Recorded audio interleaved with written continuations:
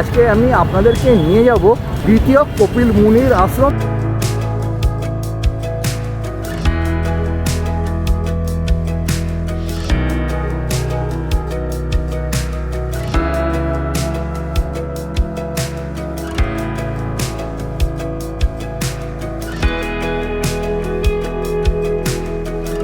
ভোগ প্রসাদের আদৌ কি কোনো ব্যবস্থা রয়েছে সেখানে?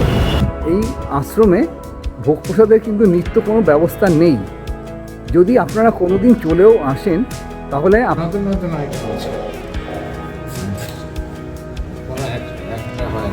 আজকে যেটা হয় কাল হয় না। এখানে ধুনি জ্বালানো হয়েছে, যেটা অখণ্ড মানে ধুনি যাকে বলে, মানে এর আগুন কোনোদিন নেবে না।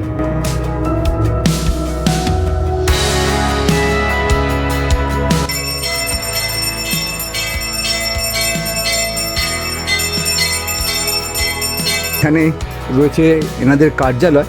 এখানে আশ্রমে তৈরি ঘি ও প্রাকৃতিক মধু পাওয়া যায়। অর্থাৎ 80 কেজি করে দুধ হয় বড়, সেই দুধ থেকেই এই ঘি চাল দিয়ে সব নিজেরাই তৈরি করছে, তাই তো? এগুলার 200 টাকা কিলো। এবার আমি আপনাদের একটা অদ্ভুত এবং স্বয়ম্ভু জিনিসটা দেখাতে চলেছি।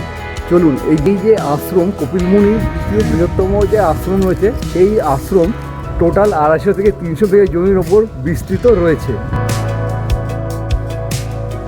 গুড মর্নিং দর্শক বন্ধুরা, কেমন আছেন আপনারা? আশা করছি সকলেই খুব ভালো আছেন, সুস্থ আছেন। এক্সপ্লোরার শুভ চ্যানেলে আপনাদের সকলকে জানাই আর একটা নতুন ব্লগে অনেক অনেক স্বাগত। আজকে আপনাদেরকে চলুন নিয়ে যাই এমন এক আধ্যাত্মিক পরিবেশে যার নাম গঙ্গাসাগরের সঙ্গে ওতপ্রোতভাবে জড়িত। হ্যাঁ বন্ধুরা, আজকে আমি চলুন আপনাদেরকে নিয়ে যাই ভান্ডারটিকুরিতে অবস্থিত দ্বিতীয় কপিল মুনির আশ্রমে। গঙ্গাসাগরেও রয়েছে কপিল মুনির আশ্রম, সেই রকমই একটা কপিল মুনির আশ্রম ভান্ডারটিকুরিতে। তো চলুন আজকে সেখানে যাওয়া যাক।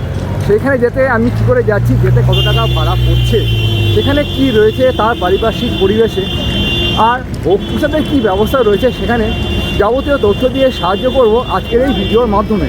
আশা করছি ভিডিওটা আপনাদের বেশ ভালো লাগবে। তো চলুন শুরু করা যাক আজকের এই ভিডিওটা হাওড়া স্টেশন থেকে।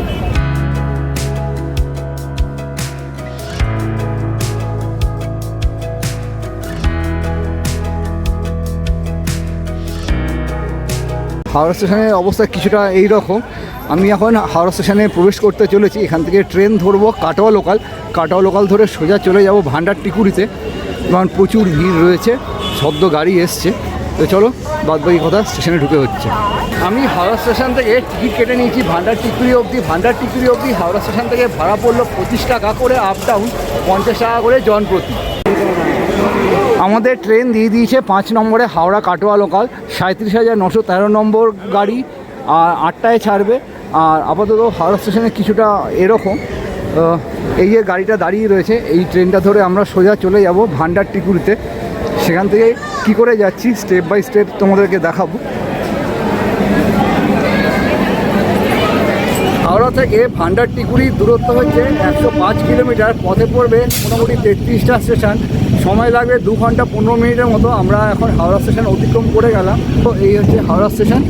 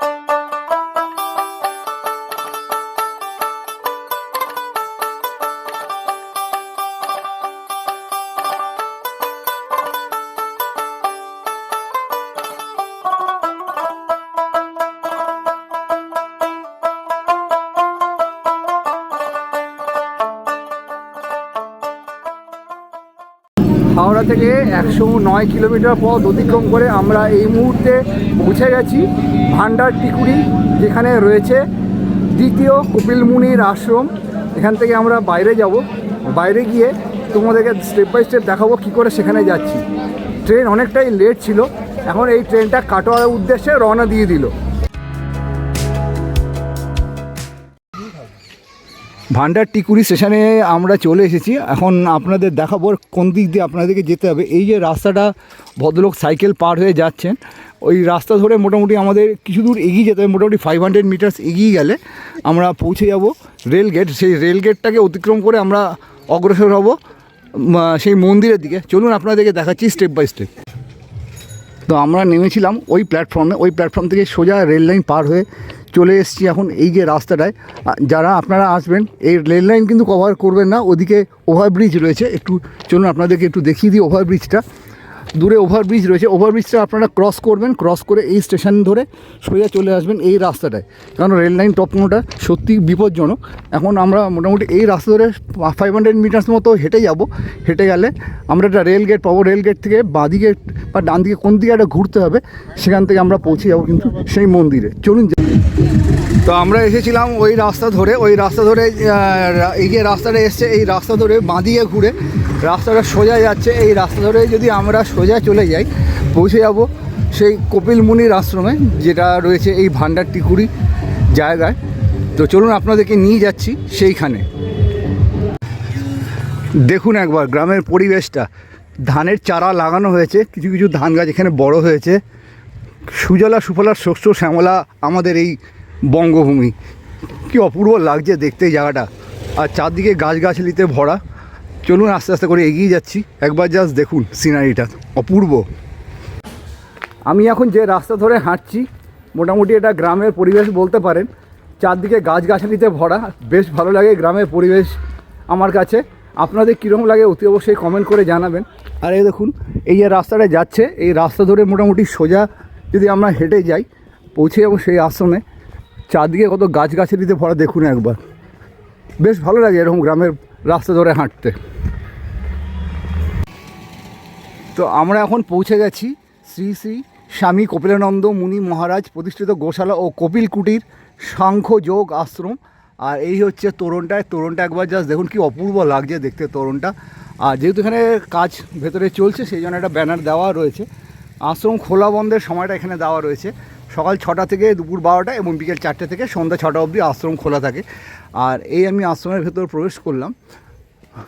আশ্রমের ভেতর প্রবেশ করতে দেখছি চারদিকে গাছগাছালিতে ভরা। এদিকে রয়েছে সুন্দর আম বাগান, এদিকে প্রচুর গাছপালা রয়েছে। চলুন আস্তে আস্তে আপনাদেরকে সবটাই দেখাবো।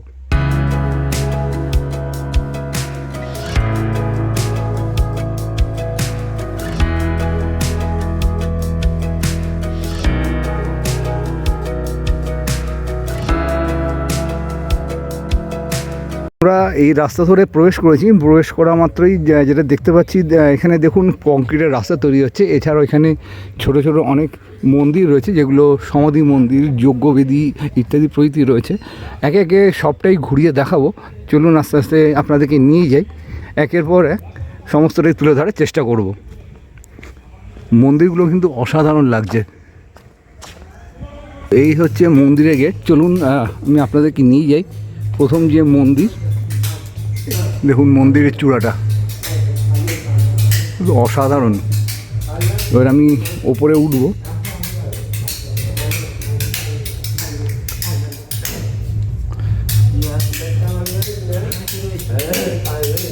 দেখুন এখানে সংস্কৃততে কিছু মন্ত্র লেখা রয়েছে। আর ইনি হলেন কপিলানন্দ মহারাজ। চলুন সামনে থেকে আপনাদেরকে একটু দেখাই।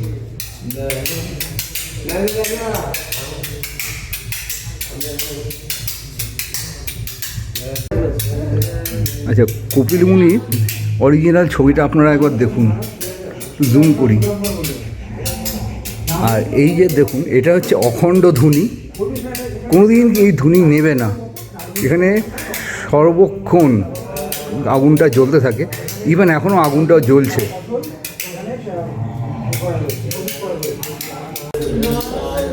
দেখুন এখানে রয়েছে শ্রী শ্রী 108 শ্রীমৎ কপিলানন্দ স্বামী ভান্ডারটিকুড়ি সমাধি মন্দির, তিরোধান সমস্তটাই দেওয়া রয়েছে। আপনারা চাইলে আমার ভিডিওটা পজ করে নিয়ে দেখে নিতে পারেন। একবার আপনাদের এখান থেকে দেখিয়ে দিই কপিল মুনির যে বিগ্রহটা, একবার জাস্ট দেখুন, অপূর্ব লাগছে। ফুল দিয়ে সিংহাসনে সাজানো রয়েছে, অসাধারণ। আর একজন এখানে নাম গান করছেন, একবার দেখুন।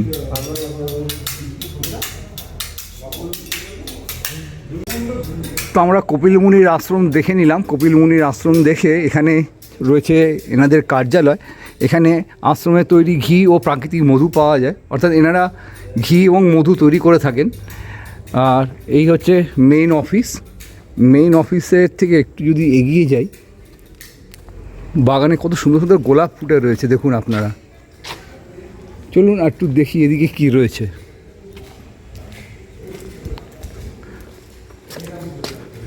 আমি এই জায়গাটা প্রবেশ করলাম, আর এই জায়গাটায় হচ্ছে রান্নাঘর, রন্ধনশালা। রান্নাঘর রন্ধনশালা রয়েছে। আর এখানে দেখুন সবজি কাটাকাটি চলছে।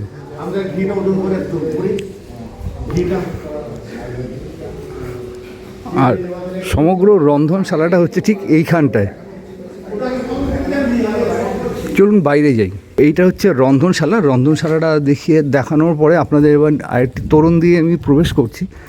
প্রবেশ করতে এখানে আরও কিছু ভবনের মতো দেখতে পাচ্ছি। এখানে কি কি রয়েছে চলুন একে একে সবটাই দেখানোর চেষ্টা করি। এখানটায় একটা কাঠের জায়গা রয়েছে, সমস্ত কাঠ এখানে কেটে রাখা আছে। এখানে বিভিন্ন কাঠকুট কেটে রাখা হয়েছে, হয়তো কোনো বড় যখন অনুষ্ঠান হয় সম্ভবত এখানে রান্নাবান্না ইত্যাদি প্রভৃতি হয়ে থাকে। গাছের যে পাতা সেগুলোকে কেটে আর একবার জাস্ট দেখুন। রান্না হচ্ছে। উনুনটা একবার তোমাদের দেখো, কত বড় উনুন। আর এই হচ্ছে উনুনটা, একবার দেখুন। বাবাজি কোথায় রান্না করেন নাকি? একবার উনুনটা একবার দেখুন, কাঠের জালে রান্না হচ্ছে। প্রসাদের যে রান্না সেটা এখন শুরু করেছেন। আর এই আশ্রমেই যে গাছপালা, অনেক ভক্তরা আসে যে সময়। আচ্ছা, আপনারা একবার উনুনটা দেখুন। এখানে পরপর 3টে উনুন রয়েছে। এখানে এ দেখুন লাইন দিয়ে 3টে উনুন রয়েছে। 3টে রান্না একসঙ্গে হতে পারে। আর দেখুন কাঠের জালে রান্না হচ্ছে। মানে এই যে যত কাঠ পড়ে আছে আশ্রমের ভেতর, সমস্ত কাঠ এখান থেকে জোগাড় হয়ে যায়। কাঠের কোনো সমস্যা হয় না এখানে, অসাধারণ। হলো রান্নাঘর। রান্নাঘর থেকে ঠিক এই পাশে যখন আমি চলে এলাম, এই জায়গাটা দেখুন, এখানে সমস্ত সাধু বাবারা এখানে থাকেন, যার জন্য দেখুন সাধু বাবাদের কিছু জামা কাপড় এখানে মেলা রয়েছে। আর এদিকটায় একটা বাগানের মতন রয়েছে, সেগুলো আপনাদেরকে দেখাচ্ছি পরে। বেশ অসাধারণ লাগছে, আম গাছে পরিপূর্ণ রয়েছে বাগানটায়। আস্তে আস্তে আসবো আমি। ওইদিকে রয়েছে রন্ধনশালা আর কিছু সাধু বাবাদের রুম রয়েছে। সাধু বাবাদের রুমটা দেখে আসার পরে চলুন আপনাদেরকে একটা দারুণ জিনিস দেখাচ্ছি। সেটা হলো এই আশ্রমের পুকুর। পুকুরটা একবার জাস্ট দেখুন, বিরাট বড় পুকুর। আচ্ছা আচ্ছা। আর এই পুকুরে বেশ বড় বড় সাইজের মাছ। বেশ বড় বড় সাইজের মাছ রয়েছে। কতটা কি ধরা পড়ছে? শুধু বিস্কুট নিয়ে আসতেন, বিস্কুট নিয়ে আসলে আপনি পুরো দেখতে পাচ্ছেন মাছ। একটু আপনাদের জুম করে দেখাই। এই যে আমি জানি না কতটা কি দেখাতে পারছি, এই যে কালো কালো হয়ে আছে এই জায়গাটা, কতটা কভার করতে পারছি আমি জানি না। চেষ্টা করছি আপনাদের। এই জায়গাটায় বড় বড় মাছ রয়েছে। তবে এখানে মাছগুলোকে বিস্কুট যদি আপনারা নিয়ে আসেন, আপনারা কিন্তু খাওয়াতে পারবেন। বিরাট বড় পুকুর কিন্তু, একবারে কাছে চলে আসবে মাছ। তো এই তো গেল পুকুর আশ্রমের। এখানে বড় বড় মাছ রয়েছে। পুকুরের পাশ দিয়ে এরকম একটা রাস্তা চলে গেছে। এই রাস্তা ধরে যদি যাই, ওইদিকে যেমন রুম রয়েছে সেবায়তদের থাকার জন্য, ঠিক এই পারেও স্যামুলটানাসলি কিছু রুম রয়েছে। সাধু বাবারা এখানে থাকেন। এদিকে রুমটাও আপনাদেরকে একটু দেখিয়ে দিলাম। তো এইখানে একজন মহারাজ ঘি বানাচ্ছেন। 80 কেজি দুধ হচ্ছে। না 80 কেজি করে দুধ হয়, গরুর দুধ। সেই দুধ থেকেই এই ঘি জাল দিয়ে সব নিজেরাই তৈরি করছে, তাই তো? এগুলো 200 টাকা করে। 200 টাকা করে এই গরুগুলা। আচ্ছা, আর এই সাইজেরটা কত? 400 টাকা। এটা 400 টাকা। হ্যাঁ। আচ্ছা ওটা 500। আচ্ছা, এটা 500, এটা 250, এটা 500। আচ্ছা, বা ঘিয়ের গন্ধটা কিন্তু বেশ আসছে, এই ঘি যে বলছে না, এই সরের ঘি না, একদম অরিজিনাল। অরিজিনাল একদম। এই রাখছি, এইসব ভক্তলকে নিয়ে যায় আমাদের আসানসোল, দুর্গাপুর, ওইসব ভক্ত লোক আসে, তারা নিয়ে যায় কিনে। আচ্ছা, এক একজন 2 কেজি, 1.5 কেজি, 3 কেজি করে যাবে, বাহ, বুঝলা? হ্যাঁ, তোমরাও নিতে পারো, তোমাদের ঘরেও তবু দরকার হয় যে নাও। খুব সুন্দর গন্ধ আসছে কিন্তু মহারাজ। নিয়ে যাও একটা করে। আমার ঘি রয়েছে।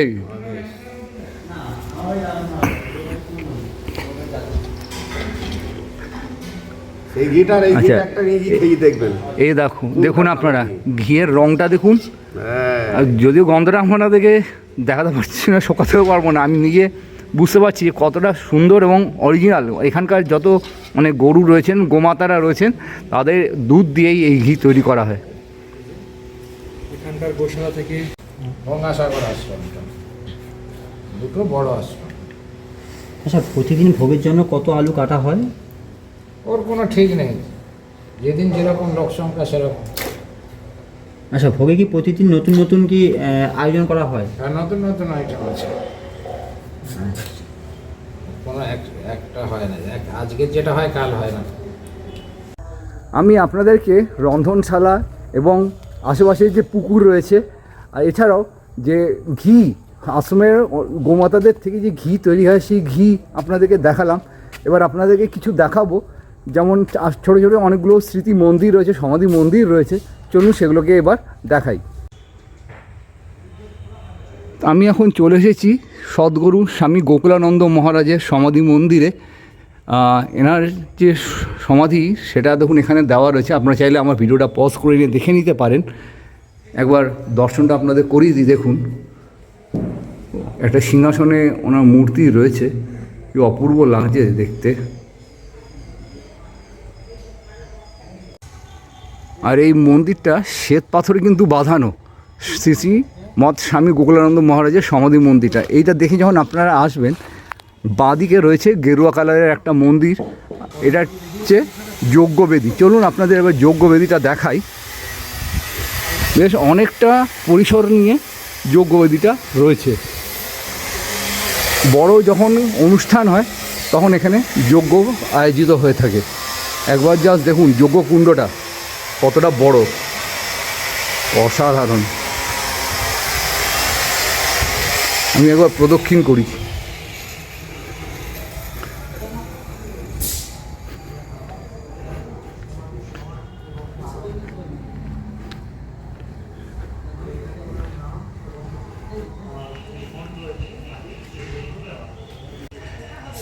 আচ্ছা, এই যে মন্দিরের মতন এই অংশটা, এটা হচ্ছে যজ্ঞবেদী, যেটা তো আপনাদের দেখালাম। আপনারা যখন এইটা দেখে চলে আসবেন, এইখানে রয়েছে শ্রীমৎ স্বামী জ্ঞানানন্দ মহারাজের সমাধি মন্দির। চলুন আপনাদের দর্শনটা করাই। এই মন্দিরটিও শ্বেত পাথরে বাঁধানো। দেখুন এখানে লেখা আছে শ্রীমৎ স্বামী জ্ঞানানন্দ মহারাজ। তিরোধান দিবসও এখানে রয়েছে, আর ওনাকেও একটা সিংহাসনের মধ্যে রাখা রয়েছে, অপূর্ব লাগছে। এবার আমি আপনাদের একটা অদ্ভুত এবং স্বয়ম্ভু জিনিসটা দেখাতে চলেছি। চলুন, এই জিনিসটা আমি মহারাজের থেকে শুনে জানতে পারলাম। এই যে পঞ্চবটী বন আপনাদের দেখাতে চলেছি, সেই পঞ্চবটির যে বট, পঞ্চবটের সমাহার, সেটা কিন্তু নিজে থেকেই উঠেছে। সেটা ঠাকুরেরই কৃপায় এখানে স্বয়ম্ভু হয়েছে। চলুন দেখাই।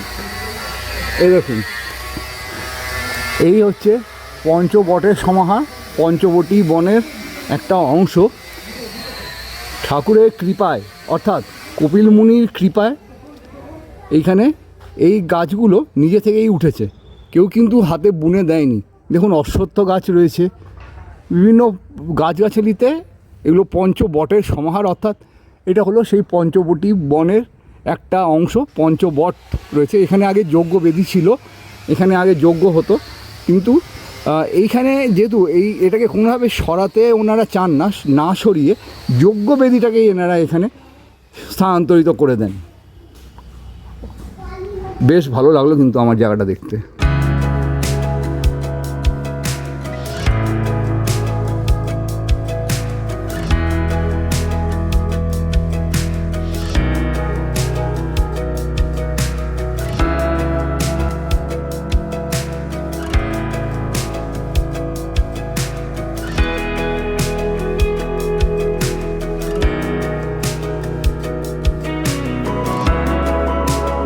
আর এই হচ্ছে মূল মন্দির। মূল মন্দিরে এখানে অনেক গাছগাছালি রয়েছে।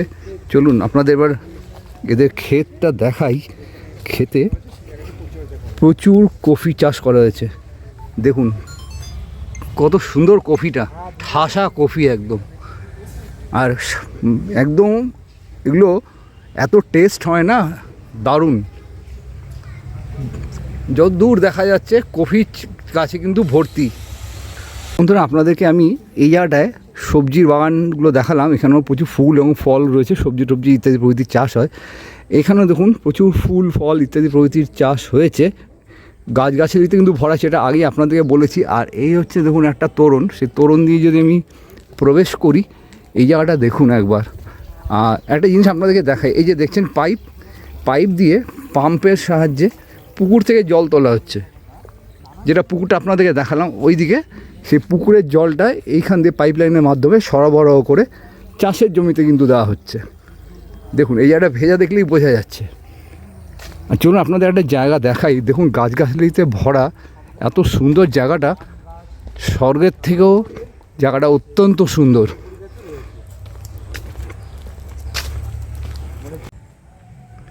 পুকুরের এই যে রাস্তাটা, এই রাস্তা ধরে যখন আপনারা সোজা আসবেন, সোজা এলে এই জায়গাটা দেখুন একবার, কি অপরূপ লাগছে। স্বর্গের থেকেও সুন্দর এই জায়গাটা, অসাধারণ। একটা গাছ দেখুন গাছের ওপর দিয়ে যাচ্ছে, আর পুরো মনে হচ্ছে একটা মানে বেশ অপরূপ একটা জায়গা তৈরি হয়েছে। এরকম একটা ছায়া সুনিবিড় গাছগাছালিতে ভরা। আর এইদিকে দেখুন যতদূর দেখা যাচ্ছে পেয়ারা বাগানে ভর্তি, প্রচুর পেয়ারা গাছের সমাহার এদিকে রয়েছে। একটু যদি জুম করে আপনাদের দেখাই, দেখুন এখানে পেয়ারা গাছগুলো রয়েছে।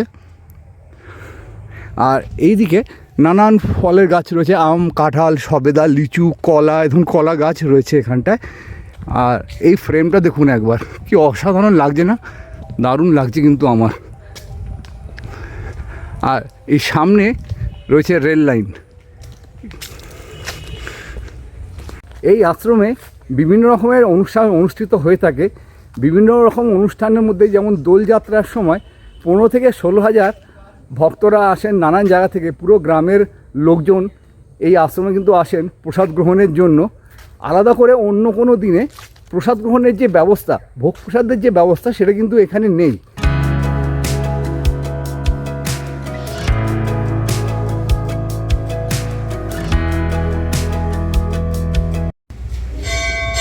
তো বন্ধুরা আমি আপনাদেরকে মূল মন্দির দর্শন করানোর পর চলুন আপনাদেরকে নিয়ে যাই যেখানে শীর্ষা সন্ন্যাসিনী মুনিমাতা সদাপূর্ণ দেবীর সমাধি মন্দির রয়েছে। দেখুন এখানে ফলকের মধ্যে তার সমাধি যে সাল সেটা দেওয়া রয়েছে। আপনারা চাইলে আমার ভিডিও পজ করে নিয়ে দেখে নিতে পারেন।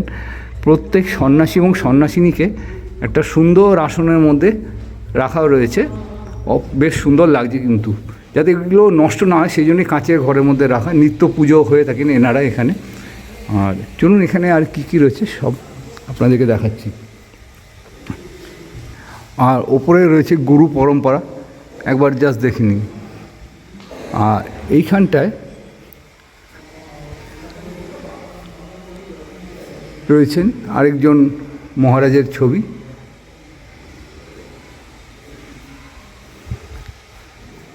এখানেও রয়েছে গুরু পরম্পরা।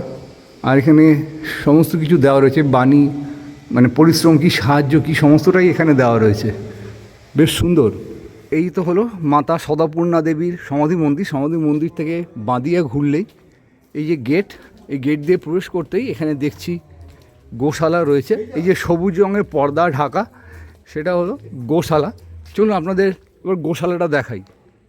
ওই প্রত্যেকটা ইস্কন মন্দিরে যেরকম বড় বড় গোশালা থাকে, ঠিক এই মন্দিরেও কিন্তু গোশালা রয়েছে। এবং চলুন আপনাদেরকে গোমাতার দর্শনটা করাই। আর এই যে এই জায়গাটা, এটা হলো গোশালা। ভেতরে 30 থেকে 35টার ওপর গোমাতা রয়েছেন। দারুণ লাগছে, দারুণ লাগছে। দেখুন একবার,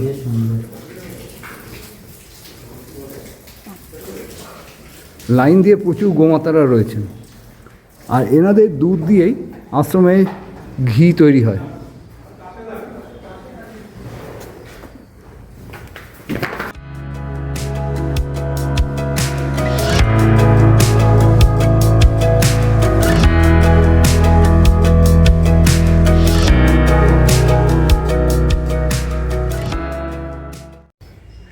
এদিকে তো গোশালা রয়েছে, আর গোশালা থেকে যখন আপনারা বেরিয়ে আসবেন এখানে কিছু বিচুলি রয়েছে, আর এখানে বিচুলি কাটার একটা মেশিন রয়েছে। অর্থাৎ এখান থেকেই বিচুলিগুলো কেটে গোমাতাদের আহারের জন্য তো নিয়ে যাওয়া হয় গোশালায়। ঘড়ি কাটায় এখন ঠিক 1টা, আর আমি এখন দাঁড়িয়ে রয়েছি মূল মন্দিরে। এখন মহারাজ পুজোয় বসেছেন। চলুন আপনাদেরকে দেখাই পুজোটা কীভাবে হচ্ছে।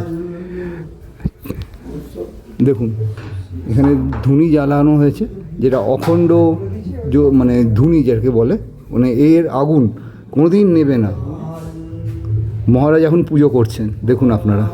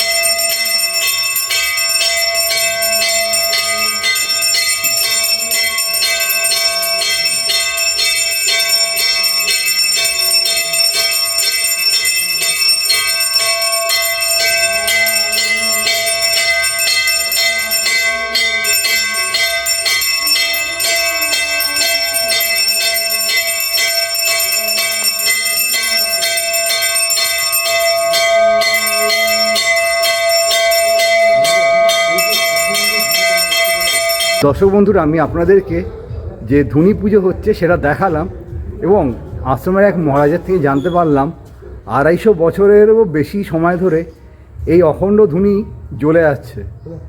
বেশ অদ্ভুত, মানে গায়ের ভেতরটা যেন শান্তিতে পরিপূর্ণ হয়ে যায় এবং গায়ে কাঁটা দেয়। আমি আপনাদেরকে বলছি, আমার গায়ে পুরো কাঁটা দিচ্ছে এই জিনিসটা আপনাদেরকে ব্যাখ্যা দিতে। তো বন্ধুরা, এই আশ্রমে ভোগ প্রসাদের কিন্তু নিত্য কোনো ব্যবস্থা নেই। যদি আপনারা কোনো দিন চলেও আসেন তাহলে আপনাদের কিন্তু মহারাজের সঙ্গে কথা বলতে হবে, মহারাজ তাহলে আপনাদের ভোগ প্রসাদের ব্যবস্থা করে দিতে পারেন। আজকে যে ভোগ প্রসাদ আমরা গ্রহণ করলাম বেশ ভালো লাগলো।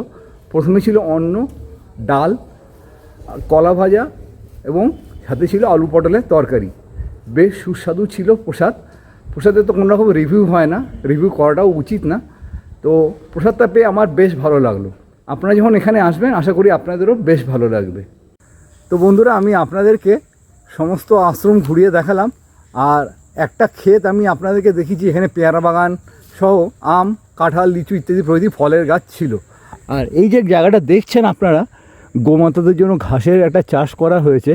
যতদূর দেখা যায় বড় বড় সব ঘাসের একটা জমি এখানে রয়েছে। আর এই দিকে যদি ক্যামেরাটা ঘোরাই, এখানেও প্রচুর ফলের গাছ রয়েছে, আম, কাঁঠাল, লিচু, বেল ইত্যাদি গাছে পরিপূর্ণ। চলুন আপনাদের একটু নিয়ে যাই একটু গভীরে। দেখুন কি অপূর্ব, মাঝে মাঝে পাখির ডাক শোনা যাচ্ছে, অসাধারণ লাগছে। দেখুন এগুলো সব আম গাছ, এটা কাঁঠাল গাছ। অপরূপ লাগছে দেখতে জায়গাটা, অসাধারণ। একটু জুম করে দেখিয়ে দিই, বেশি ভেতরে যাওয়া যাচ্ছে না, এত জঙ্গল। দেখুন আপনারা আশ্রম চত্বর ঘুরতে ঘুরতে মহারাজের থেকে একটা বেশ ইন্টারেস্টিং খবর আমি পেলাম, সেই জন্যই আপনাদের সঙ্গে শেয়ার করার জন্য চলে এলাম। ব্যাপারটা হচ্ছে এখানে প্রচুর ক্ষেত রয়েছে। এই ক্ষেতে যত সবজি বলুন, শাক সবজি যা যা চাষবাস হয়, ইভেন ফলমূল ইত্যাদি যেগুলো হয়, সমস্ত ফল নিজেদের সেবার কাজে বা ঠাকুরের সেবার কাজে লাগানোর পরে বাদবাকি যেটুকু উদ্বৃত্ত হয়, সেই উদ্বৃত্ত অংশগুলো বাজারে তেনারা বিক্রি করার জন্য পাঠিয়ে দেন। এনাদের প্রচুর জমি জমা কিন্তু রয়েছে।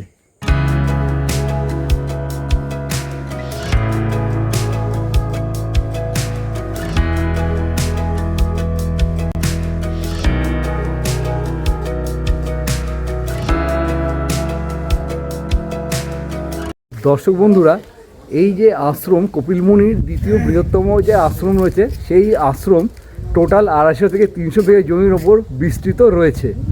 আর এটা হলো মেইন আশ্রম, বাদবাকি যেগুলো রয়েছে সমস্তটাই কিন্তু শাখা।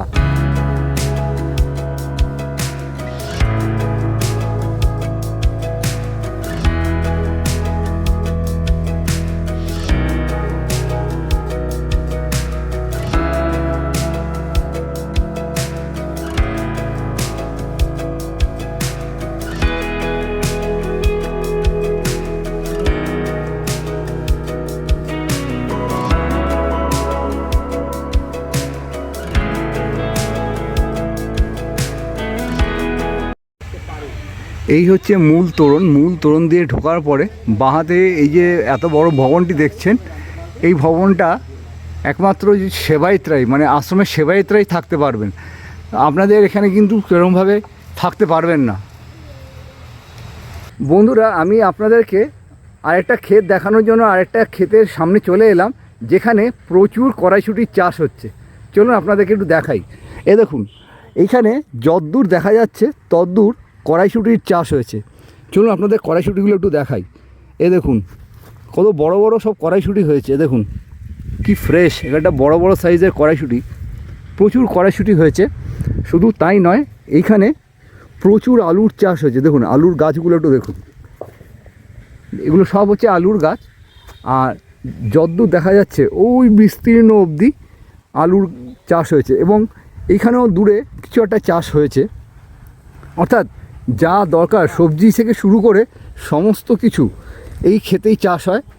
আর ম্যাক্সিমাম ঠাকুরের সেবার কাজে লাগার পরে যা উদ্বৃত্ত হয় সমস্তটাই কিন্তু বাদবাকি অংশটুকুনি চলে যায় বাজারে বিক্রির জন্য। তো ফাইনালি দর্শক বন্ধুরা, আজকের ভিডিওর মাধ্যমে আমি আপনাদের সঙ্গে শেয়ার করলাম পশ্চিমবঙ্গের বৃহত্তম কপিলমুনির আশ্রম। আর এই আশ্রম হচ্ছে কিন্তু মেইন আশ্রম, বাদবাকি যা আশ্রম রয়েছে গঙ্গার পাড়ে সমস্তটাই এই আশ্রমের শাখা প্রশাখা। তো কেমন লাগলো ভিডিওটা অতি অবশ্যই আমাকে কমেন্ট করে জানাবেন। ভালো লাগলে অবশ্যই লাইক, কমেন্ট, শেয়ার, সাবস্ক্রাইব করে আমার পাশে অবশ্যই থাকবেন। ভিডিওটা প্রচুর মাত্রায় শেয়ার করে দেবেন আপনার ফ্রেন্ডস অ্যান্ড ফ্যামিলির সাথে। তো চলুন দেখা হচ্ছে পরবর্তী নতুন কোনো ব্লগে, নতুন কোথাও অন্য কোনো ভালো ভিডিওতে। ততক্ষণের জন্য ভিডিওতে নেব, ভালো থাকবেন, সেফ থাকবেন, বাই।